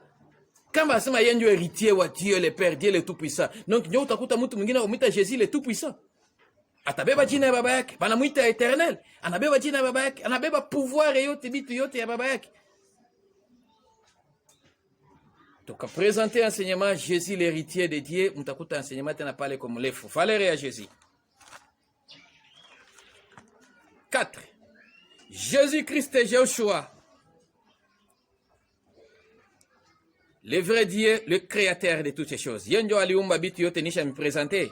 Jean chapitre 1er, verset 1 mpaka 4. Yenjo aliumba bitu yote. Tushasoma ku Jean, tunasoma ku Hébreu, na tunasoma ku Colossiens. Tunasoma ku Colossiens. Hapa tusome tu Colossiens, tunarudishia tu Colossiens chapitre 1er verset 15. Kama yenjo aliumba bitu yote. Valere yake yenjo aliumba bitu yote, na kupatia valere yake ya ine, yenjo Baba Mungu Dieu le créateur, na bitu yenye iko inaonekana na benye ionekane mbinguni sawa vile kudunia. Inasema nini? Il est l'image du Dieu invisible, Yenjo mwanakuya kudunia anaonekana, image ya Mungu mwenye aonekane, Dieu le Père, le premier-né de toute mzaliwa wa la kwanza wa bitu création. yote. Car Kwa maana en lui ont été kwake créées Yesu toutes les Kristu choses bitu yote qui sont biliumbiwa. dans les cieux Kwake Yesu bitu yote iliumbiwa benye biko mbinguni et sur la na terre. benye biko kudunia. Les visibles et les Benye biko invisibles. naonekana na benye yonekana, inaishia pa valere yake. Ye iko Dieu créateur, muumba wa bitu wenye binaonekana na benye yonekana. 5. Jésus Christ étoile, la lumière du monde. Asema ye njo lumière du monde. Et la lumière du monde, l'étoile qui éclaire tout le monde. Nyota yenye iko na éclairer mutu wote na batu yote dunia muzima. Pale ni ku Jean chapitre 1er verset 9 mpaka 10. C'est lui la lumière du monde. Cette lumière était la véritable lumière Injo véritable lumière ya mbinguni nyota, qui, en venant dans le na monde, hii nyota vile nakuya kudunia éclaire tout homme. inaangazia batu yote. Inaangazia batu yote dunia mzima. Sasa ule wenu yake éclairage iko naangazia batu ngapi? Na sisi tunajua Dieu véritable, Jésus-Christ Dieu véritable, iko na éclairage, iko na nyota yenye iko naangazia batu yote ya dunia na dunia mzima. Donc kama Yesu iko kudunia na dunia iko kugiza. Donc yenjo mwenye analeta éclairage kudunia, na yeye ndio anakia kufanya batu batoke kugiza bakwe kubwangaza, na bale bote beba nakuwa ku éclairage tunabaita les enfants de la lumière. C'est lui l'étoile brillante du matin. Mwenye ataandiko naandika tena habari ya nyota, Luc chapitre 1er verset 78-79. Wanasema tu juu habari ya nyota anakuya kudunia. Me hapa nataka kumisomea tena ile nyota, ile éclairage ya dunia ku Matthieu chapitre 2 verset 2. Jésus l'étoile, la lumière du monde. Matthieu 2, Dede et dire, akasema, où est le roi des Juifs qui vient de naître? mfalme wa Yuda mwana zalika iko wapi? Pale ni bamanji. Car nous avons vu son étoile en Sababu tunaona Orient, nyota yake inakuya, et nous sommes venus pour na siye l'adorer. tunafata ile nyota twende tukaabudu. 9e verset. Après avoir entendu le roi, Kisha kumusikia tu mfalme, ils partirent. bakaenda. Et voici l'étoile qu'ils avaient vue en Orient, Angalia nyota yenye baliona, marcher devant nyota eux ikaenda mbele yabo jusqu'à ce qu'étant arrivé Paka au-dessus du pale lieu où kwenyewe. était le petit enfant, mpaka pale kwenye mtoto walikuwa mtoto nyota, elle s'arrêta. na saa ikasimama pale. Quand ils Sa aperçurent l'étoile, baliingia kuona nyota, ils furent saisis d'une très grande kuona joie. tu etwale. Satu baliona nyota bakafurahi sana. Na weku maisha yako mkaona nyota, furahi sana. Ile nyota yenye lionekanaka ti Betlehemu kunyumba ya nyama, na Herode akauliza periode ya apparition ya etwale, kwa sababu mfalme hakuwa najua periode ya apparition ya etwale. Meme etwale iliandikiwaka na yulikana kama itaonekana mara ya pili kupeple Kushi. Mara ya pili itaonekana na inashuka mpaka kubulongo kupeple noir. Na ile nyota watu biko banaifata ayo, na nyota isha kuya. Tuko deja na nyota hapa kwa Afrique Centrale, Messi atuijue. Ndio maana niko na miletea la nouvelle apparition de l'étoile, ile ujumbe iko na kuya. Na saba liona nyota, bakafuata nyota, bakafika kwenye nyota iko, bakamuona tu Maria na mtoto nyota. Donc l'étoile c'est Jésus-Christ mwenye anakia kueklere dunia muzima. Na saba liona nyota, bakafurahi kuona tu nyota, bakashuka kumagoti na bakaabudu. Mvre mtu mwenye anapenda kuabudu Mungu wa kweli, ifo wabudu Mungu wa kweli kwenyewe nyota iko. Sino utasema niko naabudu Mungu na adoration yako ifike mbele ya Mungu. Jésus-Christ l'étoile, na ile nyota isha kuya. Tuko nayo hapa. Confère, nishampatia Apocalypse 22:16. Jésus-Christ asema mie njo nyota, na nakupatia Apocalypse chapitre 9. Chapitre 9 verset 1er, niko kwambia habari ya nyota isha kuya. Le cinquième ange sonna de la trompette. Sa trompete ya tano ililia. Et j'ai vu une étoile qui était tombée du ciel sur Nyota la inatoka terre. mbinguni, nyota inakuya kudunia. La clé du puits de l'abîme lui fut donnée. Fungula ya zimu banampatia nyota. Nyota bampa fungula. Naona nyota natoka mbinguni anakia kudunia, nyota bampatia fungula. Ni kitu, ni mutu. Chini mutu. Nyota ni mutu, aisha toka mbinguni, aisha kuya na fungula ya zimu yuko kumikono yake. Na sana fungula ile shimu, moshi inatoka inapanda, yule ile moshi inaenda kuzibia jua na mwezi na dunia mzima inaingia giza. Amujua kama tuko ku periode yenye sasa hivi hapa ténèbre mondiale iko naingia pa na 3 jours. Mais sasa biko banasema njo madate yenyewe istahiri mchunge saba ba envoyer de Dieu batamembia sema kudate fulani ile nyota itaonekana, mtaona ile nyota ile giza itengena, mtaona ile giza. Iko periode giza inatoka wapi? Kuzimu. Nani efungule ile giza? Nyota. Nyota inatoka wapi? Mbinguni. Ile niko namiletea enseignement ya apparition de l'étoile, mutaona secret ya habari ya nyota. Hapana kumkompare Jésus-Christ étoile na tule tu ba Mungu ba fodie benye biko bana mivulunga ku dunia. Itika Mungu wa kweli, Jésus-Christ, amini pamoja na baba yake, tu es le Père. Père éternel, Dieu le tout-puissant. Mwenye leo aisha kuwa na nyumba moya kudunia tunaita la maison de l'éternel. Ba adresse yayo iko na ba enseignement ya mbele utakuta adresse ya maison de l'éternel. Ndio maana émission ya Sainte Montagne de Sion ni émission yenye kuna fundishiwa iko natoka ku Sainte Montagne de Sion dans la maison de l'éternel du moment. Iko publié na le messager de la bonne nouvelle Kiris Sion. Ndio mie mwenye nilitumwa na Père éternel, Dieu le tout-puissant. Ni mwenye nasema nioneshe valeur yabo, nioneshe valeur ya mtoto yake plus valeur ya Saint-Esprit enyewe iko inakuya nyuma, la valeur de Jésus-Christ 6. Jésus-Christ sananda. Yenyo fils unique wa Père éternel, héritier wa bitu yote. Na anapenda mtu wote amjue. 1 Jean chapitre 5 verset 20. Tusha misomea hayo na Galate 4:8 anasema kama aumjue Mungu wa kweli utatumikia ba Mungu anapenda ba mujue kama yeye iko le grand Dieu, le Dieu véritable. Jésus-Christ est le grand Dieu, le Dieu véritable, le fils unique. 1 Jean inatuambia ile habari.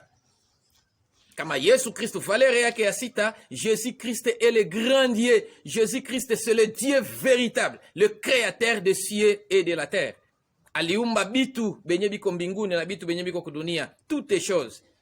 Mwenye aliumba ni yeye, ni evre ya kazi yake ya mikono yake. Grand Dieu na confirme valeur yake ya sita. Jésus Christ ni vrai Dieu, grand Dieu. Yeye fils du très haut, mtoto wa Père éternel, ni grand Dieu na vrai Dieu. Batoto ya Yesu Kristo mtanisaidia na amen na pale unapika vikelekele, sababu tukoonyesha valere ya Mungu wetu kote kwenye huko dans l'univers kupei kumungini. Tunamisalimia, tunamipenda, tunasema mupike vikelekele, mushangilie sana, pandisha volume, kwa sababu batoto ya shetani bayue valere ya Mungu wetu na baba yetu walio wa mbinguni. Bana muona kale ale abiko na mkompare na bale bengine benyewe muko mnaleta mbalimbali. Hata hapa kwa dunia muko mnasema habari ya ba William Branham, c'est ni ange de Dieu. Ange de Dieu, hata we mwenye uko pale ni ange de Dieu. Alipewa tu yake message na akapewa badon du Saint-Esprit ndio kwatumika, mais yeye haiko Jésus na ana pouvoir ya sa Jésus, hapana. Tutie kila mtu mfasi yake ni prophète na envoyer messager, aisha tumika yake kazi na anamaliza. We usikuwa na gombana juu ya mtu mwisho maliza yake kazi, anapeleka rapport, tafuta yako, mwisho yako na weta kwa modele gani. Na mingi mkapenda kufanya discussion ya mtu, muanze kufata ule mtu alizalika je na alikufa je, alianza kazi ya Mungu modele kani aliishie. Kama mkafata ile mutayua na secret ya Salomo, alianzaka na Mungu je na alimalizika yeye. Bado mko mnamuomba Salomo, kumbi Salomo yuko kuzimu, aliishia na Mungu mubaya na anakufa naenda kuzimu. Mnamuita leo Dr. Salomo, enseignement iko nakuya, mutayua ile ba secret yote mbalimbali kutosha batu kugiza, tumitie kumwangaza kubalabala ya bien juu ya royaume de Dieu. Niko tu messager, niko tu mjumbe na tuma nimekuwa nimefunguli nimelete mahabari ni kuongezea implici kule yenyewe unakuwaka nayo. Posez ba question, aimez émission, partager, itakuwa ya mzuri sana juu ya kusaidia injili iende mbele. 1 Jean chapitre 5 verset 20. Nous savons aussi que le Fils de Dieu est venu. Tunajua mtoto wa Mungu ashakuya, njoo yeye Yesu, aisha kuya. Nabakia njoo aonekane. Et qui nous a donné l'intelligence pour connaître la anatupatia akili tumujue. Fanya nguvu mujue Jésus, usimkompare na bale batu benye mko na kama bebe biko na mkompare sababu abaya mujue Jésus. Fanya nguvu mujue na kuletea connaissance, mais enseignement ya détail unatufuata njoo. Hii ni basenteze tu. Et nous sommes dans le véritable. Tuko ndani ya yeye véritable, Dieu véritable. Tuko ndani yake yeye véritable na balabala ya kweli. En son fils Jésus Christ. Mwana le fils wa Père éternel Dieu le tout puissant Jésus Christ. C'est lui qui est le Dieu véritable. Yenyo Dieu véritable. Jésus Christ est le Dieu véritable. Et la vie éternelle. Et la vie éternelle. Maisha ya milele kutoka kwake. Nje yake hautaishi milele, nje yake hautaokolewa, nje yake hautaona Mungu, hautaingia mbinguni. Valeur de Jésus, septième valeur, Jésus-Christ Emmanuel. Wanamwita Jésus-Christ ni grand Dieu qui reste éternellement, anabakia éternellement, le Dieu, le grand Dieu, Dieu d'Israël, visible et invisible. Emmanuel, maana ke Mungu pamoja na batu, anabakia milele na milele, Mungu wa Israeli, visible et invisible. Alizalika, banamwita Yesu. Anazalika, banamwita Emmanuel. Kumatie chapitre 1, nishamelete ba verset. Kisha hapa anakia kusema ku Jean 16:16. Anasema ni Jean 16:16. Anasema hivi. Encore un peu de temps. Kisha masiku kidoko mie Yesu. Et vous ne me verrez plus. Hamtaniona tena kwa dunia. Et puis encore un peu de Kisha temps. Tena ingine miaka. Et vous me verrez. Mutaniona tena. Parce que je vais au Père. Hii kipindi yenyewe mutaniona, msiniulize naenda wapi, naenda kwa mbinguni kwa Baba. Shiko kuzimu, naenda mbinguni kwa Baba, napeleka rapport, mekisha tena miaka mutaniona tena. Donc kuima siku tunakuwa na préparer ndio retour de Jésus Christ avant l'enlèvement. Sasa hivi hapa niko mletea enseignement ya retour de Jésus Christ. Yenyewe tunaita la fin du monde, hayakuwa enlèvement hapana. Avant l'enlèvement, mais le retour de Jésus Christ kisha ndio enlèvement. Nyoma tuko mmetea kurudia ya Yesu. Yenyewe alisema mutaniona tena parce que ba apôtre walimuuliza utuambie utakuya kudate kani na nini njo maalama ya kuya yako. Utamionyesha maalama 7 ya kabambi, maalama ni mingi, meseti ya kabambi na date. Ile njo italumisha watu bengine. Date aisemaka atakuya ku periode kani, alisemaka mamambo yote clair meku mafumbo. Kwake alisema mtu wajue siku wala date, mtu wajue, akasema mekaribu na mie kuya mtaona hivi, mtaona hivi.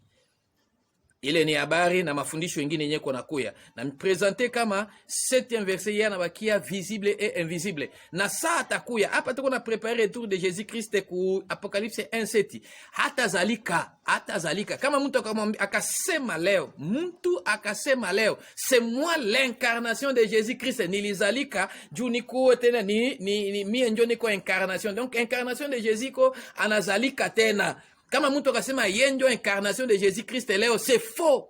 Ni bongo mutupu. Ce sont les faux serviteurs.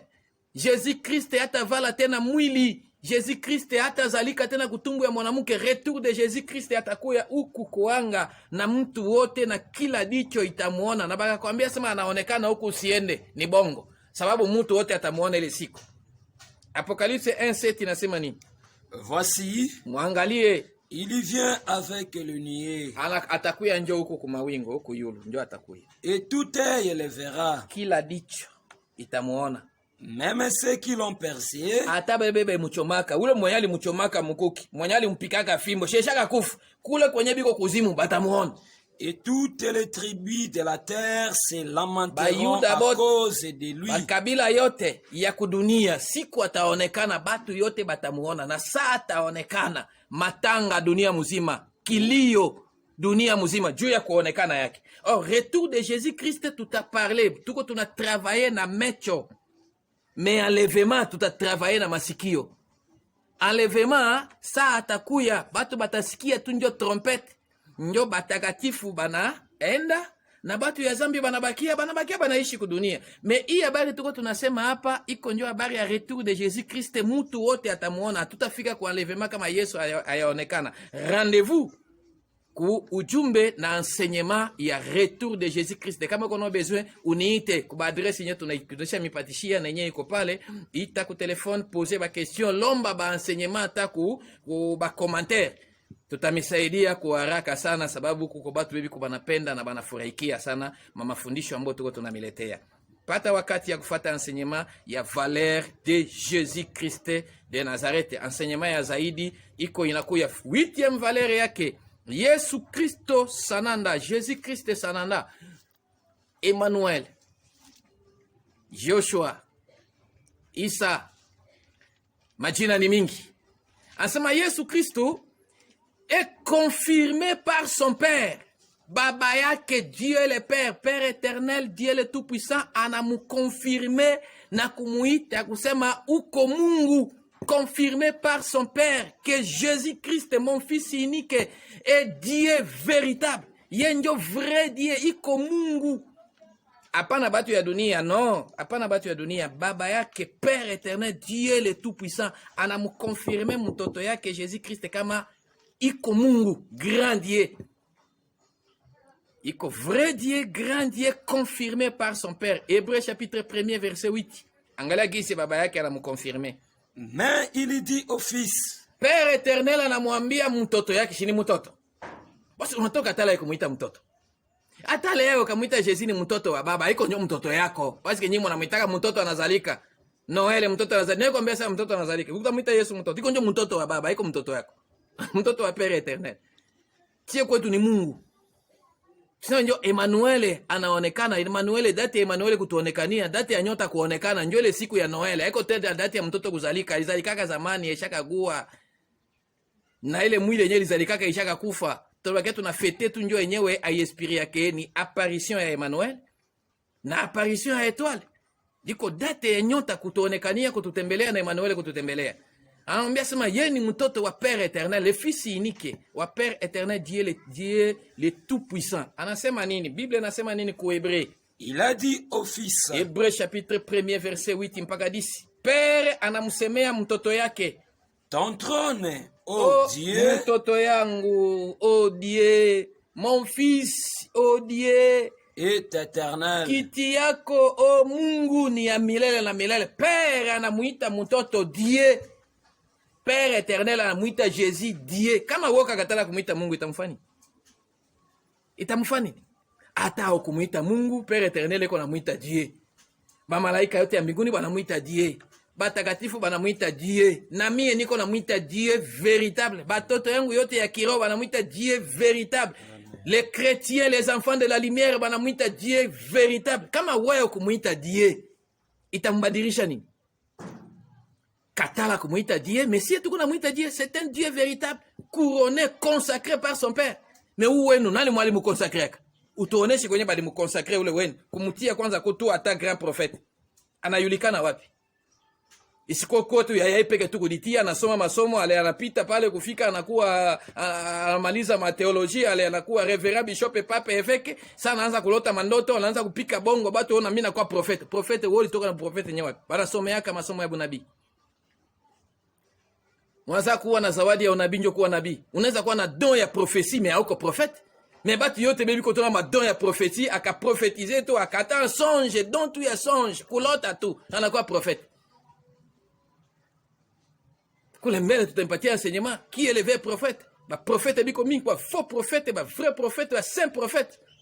Et les prophètes du très haut comme Jean-Baptiste, na ba grand prophète comme Moïse. Hata kuniita mie prophète hakuna problème, mais uniite kwanza messager de la bonne nouvelle. Kule ndani utajua kama na mie ni quel prophète. Jamana baba anamwambia mtoto, ton trône ô Dieu. Baba njoko namuita mtoto Dieu. Soma Bible yako très bien, Hébreu chapitre 1er verset 8.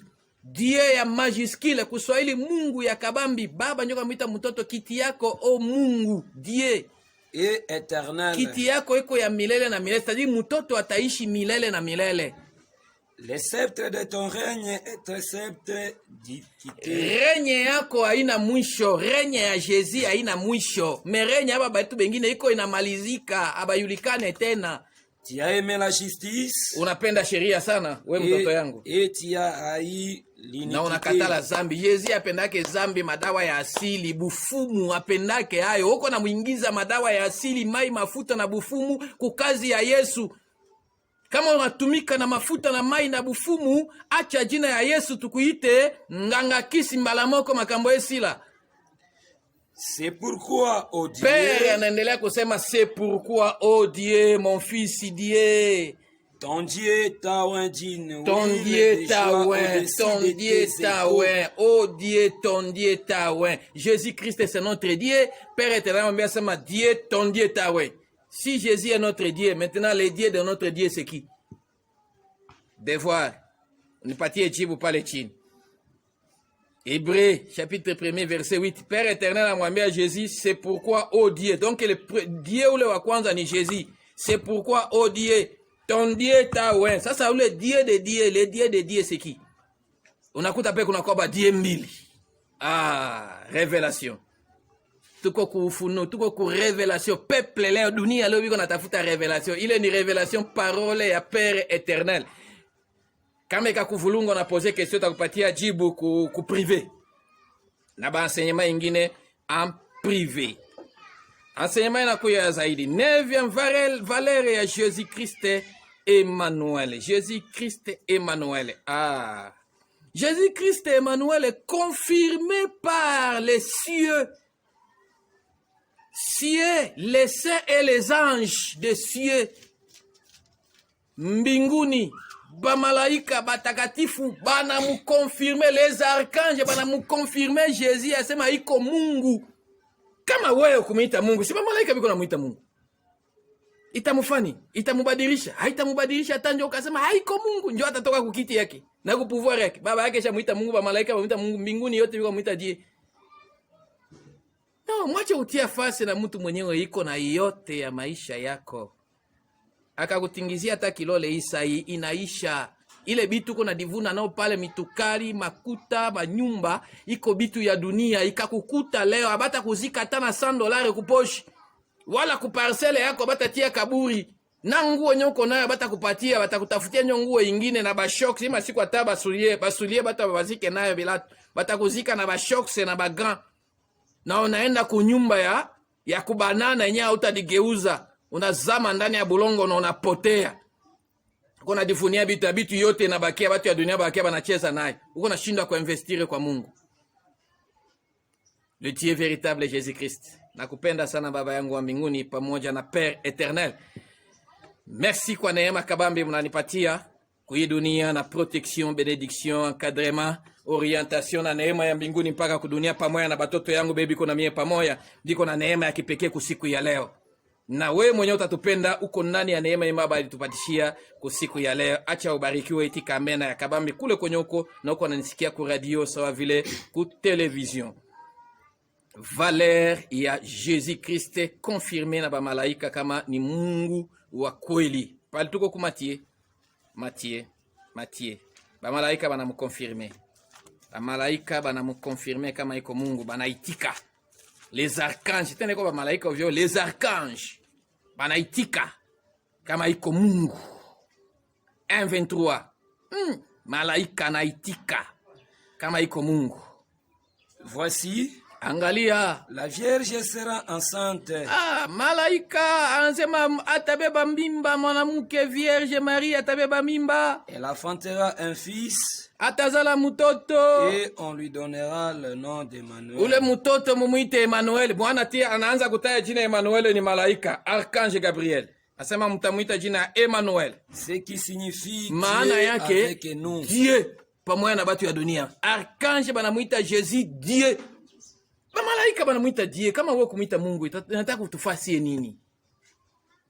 Inataka kutufaa nini? Tuko mingi mbinguni, tuko mingi kudunia betu kwa tunamuita Jésus Dieu. Wewe ukatale kumuita Mungu, ni fonction, ni pouvoir yake, autorité suprême. Mwenye alikuwa yulu ya bitu yote, aliumba bitu yote. Valeur ya Jésus 9. Ndio ile nisha mpresente 9. Valeur ya Jésus 10. 10 univers. Univers. Pas nasema univers. Et la Bible reconnaît la divinité de Jésus-Christ. Univers. Make ba planète yote ku univers. Na Biblia ina reconnaître umungu ya Jésus. Esaïe 9:5. Kama wewe ukureconnaître itatufanya. Univers, ba planète yote ba reconnaître. Bana kwambia car kwa maana un fils nous est né, mtoto mmoja atazalika, si ndio alizalika utumbo ya Maria. Un fils nous est donné, mtoto mmoja banatupatia naye kwenye Père éternel, anakia kuzalika. Et la domination reposera sur son épaule. Ule mtoto pouvoir yote ya mbinguni iko kumabeka yake. On l'appellera admirable. Ule mtoto mumuite jina yake admirable. Conseiller. Ule mtoto ni conseiller. Dieu puissant. Ule mtoto jina yake Dieu puissant. Bible, univers, baza mumuite ule mtoto malgré nazalika ni Dieu puissant. Père. Ava azalike. Bayo asema ule mtoto akazalika. Nyi mtamuita mtoto anazalika. Mais haiko mtoto sema ndio Dieu puissant anazalika. Mwache kusema mtoto anazalika. Non, Dieu puissant. Dieu puissant. Père éternel. Banamuita Père éternel. Pourquoi banamuita Dieu puissant? Parce que baba yake ni Dieu le tout puissant. Ndio baba yake. Na yeye ni héritier wa baba yake, batamuita Dieu puissant. Make Jésus na yeye ni le tout puissant. Banamuita sa mumuita tena na mtoto Père éternel. Donc ingine jina ya Jésus ni éternel. Parce que isha héritier jina ya baba yake. Héritier atabeba jina ya baba, atabeba bitu yote ya baba, tout ça inakuwa yake. Donc même aujourd'hui utamuita Jésus vile éternel. Jina yake le tout puissant. Jésus Christ, Dieu le tout puissant. Père éternel, kuko Père éternel, Dieu le tout puissant. Jésus Christ, Dieu le tout puissant. Na utamuita tena Jésus Christ, Père éternel. Muko na valeur ya Mungu. Sasa ule wenu muko na muabudu, mnampikia magoti, mnamtolea, mnabatizwa kwa jina yake, ule wenu, mtu wapatie na nyie valeur yake, mtu poneshe valeur yake, meme ku univers. Dunia yote bana yue le jina. Prince de la paix. Bana muita le prince de la paix. Sema amen a bien batoto ya Dieu le tout puissant, Père de la prince de la paix. Sema amen ya mzuri sana, ya mzuri sana. Ya mzuri sana, ya mzuri sana. Hivi namiletea valeur. Namiletea valeur ya valeur ya 11. Valeur ya 11 ya Jésus Christ. Namiletea valeur ya 11 ya Jésus Christ. Jésus Christ nyota. Angalia valeur yake ingine. Pale tena ndio kwenye maneno litoka kubayuda Israeli. Valeur yake ni gani tena ya 11e valeur? Anasema Jésus Christ étoile monzoto emonana ki na Israeli. Ile nyota yenye ilionekana le mange benye balifata ile nyota. Basi nyota iko ku Kongo, ku Israeli ba Israelite abakuonaka bakuyua habari ya nyota na ba falme nyota nashuka ku mungini yabo meboa bayue. Diko nauliza njo nyota njo nini? Même aujourd'hui leo ku banware nyota batu mingi abayue nyota njo nini na valere ya nyota. Batu mingi abaijue. Abaijue. Mais banani beba liona nyota? Ilikuwa ba étranger, ba majusi. Na wanyumba majusi balikuwa banani? Balikuwa tout wa roi, bote balikuwa ba rose chrétien. Uliza hata ba rose chrétien leo est-ce que kwa Afrique centrale nyota iko? Batakusemea. Ku Kongo nyota iko batakusemea. Na ku Kongo précisément ku province kanenjo de nyota iko batakusemea. Nyota chakwe Messie benye nyota atuijue. Mais nakwambia ule Jésus Christ étoile. Valeur yake Jésus se confirme lui-même. Yepek a dit confirmer que niko Mungu. Yepek a dit confirmer kuduni. Asema niko Mungu. Angalia Jean chapitre 10 verset 30 et 39. La valeur de Jésus Christ. Jean 10 30. Ah. Moi et le Père nous sommes un. Miena baba yangu tuko kitu moja. Alors les Juifs prirent de nouveau des pierres pour les lapider. Bayuda baba majiwe bampike. Jua alisema mie na baba tuko mtu mmoja. Jésus leur dit, Yesu anabauliza, je vous ai fait voir plusieurs bonnes œuvres venant de mon Père. Nilishamifanyia bitu mingi yenye ilitoka kwa baba. Pour laquelle me lapidez-vous? Juu ya ile ndio mnataka kunipiga majiwe. Ndio Yesu iko nabauliza Bayuda.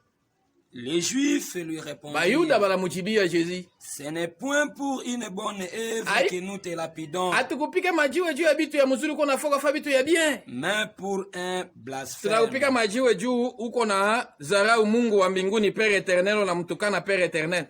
Kuna mzarau. Et parce que toi qui es un homme, Sababu wewe mwenyewe uko mtu, toi qui es un homme, wewe Yesu uko ndio mtu. tu te fais Dieu. Tu te fais Dieu. Ah, c'est-à-dire Jésus aidiita Mungu, aidifanya Mungu, aidipresente na valere yote ya kimungu mbele ya Bayuda. Me Bayuda bakuitika. Kama tu Bayuda bakuitika, njoo wewe utaitika leo.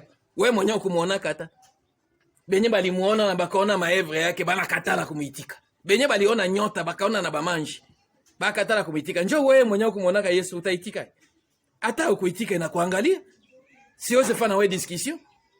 Mwenyewe kupambana na mimi ataitika, mwenyewe ko contre si ale. Usiitike bakia meana bakia yake Mungu. Yesu Kristo anadifanya Mungu ba verset ko mingi nyana ditia yepeke Mungu. Jean 14:6 na Jean 17:1 mpaka 5 tutaiona kule mbele. La valeur de Jésus Christ na kupresenter 11 valeurs de Jésus Christ. Na valeur nyingine Yesu Kristo iko naleta témoignage sasa yake yeye peke kudunia. Analeta témoignage yake yeye peke kudunia na njoko tunamalizia pale. Jean chapitre 8 verset 14. Témoignage de Jésus. 8:14. Jésus leur répondit, Yesu anawasemea hivi, quoique je rende témoignage de moi-même, mie hivi niko naleta témoignage yangu mie peke. mon témoignage est vrai. Témoignage yangu iko ya bien, misi milongofe, niko miseme maneno ya kweli. Car Kwa maana je sais d'où je suis venu mie Yesu nayua kwenye natoka, et où je vais. nayua wapi kwenye niko na nayua wapi kwenye naenda. Menyie batu ya dunia, hauyua unatoka wapi, hauyua uko wapi, hauyua uko naenda wapi. Ule Mungu wako, shefu wako, pastere wako, hauyua alitokaka wapi, iko wapi na iko naenda. Aishaka kufa, huyua anaenda wapi. Me Yesu anayua kwenye anatoka, anayua kwenye iko anaenda. Na wewe kama uko mtumishi na kupoze question ulitokaka wapi na uko naenda wapi. Parce que banasema vous êtes les étrangers et les voyageurs. Kama uko étranger ulitokaka wapi? Na uko voyageur uko naenda wapi? Mais Jésus alijua kwenye anatoka na yako uko naenda. Kama uyajua kwenye uko natoka na kwenye uko naenda, si unafanya kazi ya bure. Utaishia tu kubitu ya dunia. Kubitu ya dunia ndio utaishia. Acha tuko tunakuonesha kwenye tuko tunaenda. Kwenye tuko tunaenda ni fasi nyingine yenyewe enseignement na kuya ya la vie après la mort. Identité na destinée ya mtu hapa kwa dunia. Mais vous, Lakini nyie vous ne savez d'où je viens, ni amujue où je vais. amujue kwenye tunatoka na kapaki na kirise sion leo hautajua kwenye natoka na wewe kwenye niko naenda. Mimi najua natoka kwa Père éternel. na nikaenda hapa, naenda ku royaume de cieux, nirudie mbinguni kwa Père Eternel, na yuwa njia yangu très bien. Mais nyie bengine amujue wapi kwenye tunatoka na Yesu, wapi kwenye tuko na wapi tuko tunaenda. L'origine est la destinée d'une personne. Twende. Vous jugez selon la chair. Muko na juger selon la chair. Moi, Mekini mie, je ne juge personne. misi mujige mutu. Et si je juge, Kama nika juger, mon jugement est jema yangu vrai, iko ya très bien mpaka 21. car je ne suis pas seul. Sababu siko mie peke. Mais le Père qui m'a envoyé est avec moi. Baba mwenye alinituma, Père Eternel mwenye alimutuma iko pamoja na yeye. Na mie Kirisi, Père Eternel mwenye alinituma iko pamoja na mie. Hata unitafute yeye, hautaniweza sababu niko na Père Eternel. Mwenye alinituma iko pamoja na mie. Jésus Christ mwenye alinituma nitilete habari yake iko pamoja na mie. Il est écrit dans votre loi Shinaandikiwa kwa sheria yenu. que le témoignage de deux hommes est vrai. Et vrai, témoignage ya batu mbili. J'ai un témoignage de moi-même Ninaleta témoignage yangu mipeke. et le Père qui m'a envoyé rend témoignage de Na moi. baba yangu ananishuhudia vile vile. Ils lui dirent donc, Bakamwambia, où est ton Père? baba yako iko wapi? Jésus répondit, Jusque là bayayua kama Yesu Kristo baba yake c'est le Père Éternel, Dieu le Tout-Puissant. Yesu anabasemea, vous ne connaissez ni moi, hamunijue mie ni mon Père. na mtamjua baba yangu. Si vous me connaissiez, Mngenijua, vous connaîtriez aussi mon Père. mkimjua baba yangu. Jésus dit ces choses enseignant le temple. Au milieu où Mpaka était... 21. Oui, 20. 20.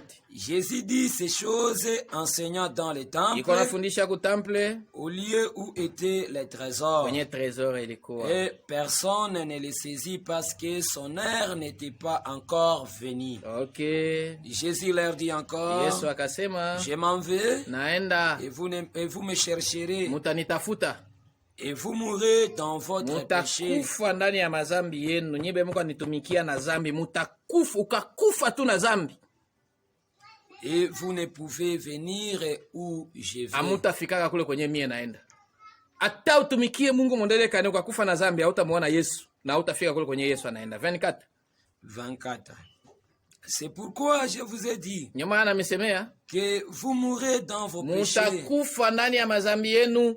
Car Kwa maana si vous ne croyez pas ce que je suis, kama muaminie Yesu ni nani, vous mourrez dans vos kama péchés. muaminie hii enseignement ya connaissance de Jésus, utakufa ndani ya zambi na utafika mbinguni. Donc kwa mtu kufika mbinguni faut uaminie connaissance de Jésus na muaminie Yesu. 29. 29. Celui qui m'a envoyé est avec moi. Mwenye nituma yuko pamoja na mie, Il ne m'a pas laissé seul, na hata siku moja siko mie peke. parce que je fais toujours ce qui Kila lui siku est niko nafanya agréable. yenye namufurahisha. Jésus Christ, le Fils unique du Père éternel, Dieu le Tout-Puissant, le premier-né, l'héritier. Anasema ule Yesu Kristo ndiye baba anamtuma kudunia. Kukila kuku yake kudunia anakuyaka na jina ya mupya. Hapa alikufa, akafufuka, anaenda mbinguni. Na alitulaka atakuya tena sasa vile kwenye ishakuya. Na kukuya yake alisema atakuya na jina ya mupya. Apocalypse 3:12 niishie pale kusiku ya leo, nabakia habari ya Saint-Esprit na ba mission ya Jésus Christ. Celui qui vaincra, Mwenye atashinda je ferai de lui une colonne dans le kwa temple de kolone mon Dieu, kunyumba ya Mungu wangu. et il n'en sortira plus. Hata tokaka hata siku moya. J'écrirai sur lui le nom de mon Dieu Nitaandika ndani yake jina yule yake jina ya Mungu wangu et le nom de la ville de na mon jina ya Dieu, vile ya Mungu wangu. de la nouvelle Jérusalem, La nouvelle qui descend Jérusalem. du ciel d'auprès de mon Dieu. Nouvelle Jerusalem yenye iko natoka mbinguni iko na shuka. Nouvelle Jerusalem iko natoka mbinguni iko na shuka. Hapana, Nouvelle Jerusalem itajengewa hapa kudunia. Mwache confusion. Nouvelle Jerusalem yenye iko natoka mbinguni iko inashuka.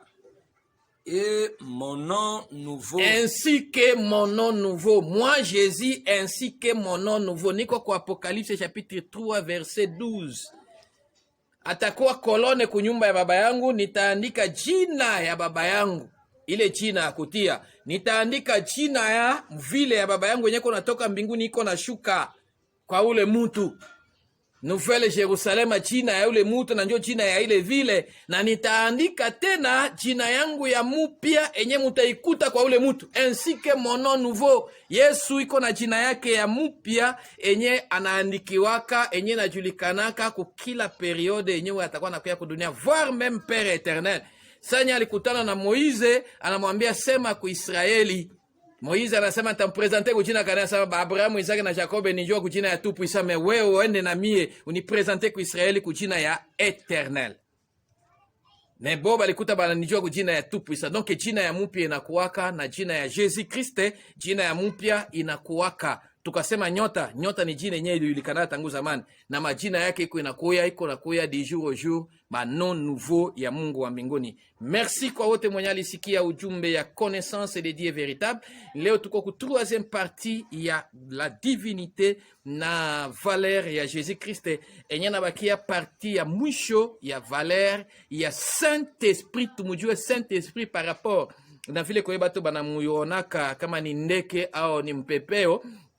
Mujue Saint-Esprit très bien. Nyoto présenté nyena bakia 4e partie valeur ya Saint-Esprit na divinité ya Saint-Esprit. Tutameletea 12 valeurs ya Saint-Esprit na divinité ya Saint-Esprit. Mais leo tunamaliza ya Jésus Christ, fils du Très-Haut, premier-né, muzaliwa wa kwanza Emmanuel, na mpresente bajina na valeur yake yote. Vile kwenyoko pale, kama unampenda Yesu Kristo, andika asema na mie nampenda Yesu pale tu pale. Sasa unasoma unafika pale chini kwa message na unaandika na mie nampenda Yesu. Kama mko groupe na si groupe fulani tunampenda Yesu, tuko batoto ya Yesu Kristo, ni Mungu wetu, ni baba yetu, ni mwangaza yetu, ni njia yetu ya mbinguni.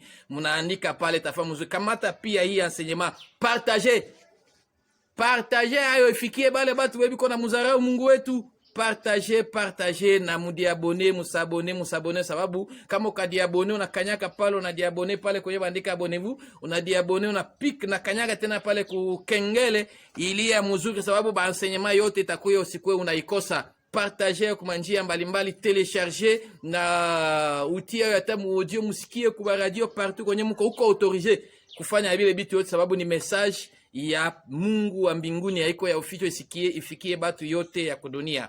Enseignement mingi iko inakuya nyuma, kwa na besoin utatuita na unasema hii ni emission la Sainte Montagne de Sion, enyewe iko inatangaziwa kila siku iko inatoka ku Maison de l'Éternel du moment, na inatangaziwa na messager de la bonne nouvelle Kiris Sion, les représentants de Dieu dans la Maison de l'Éternel du moment, sur la montagne de Sion.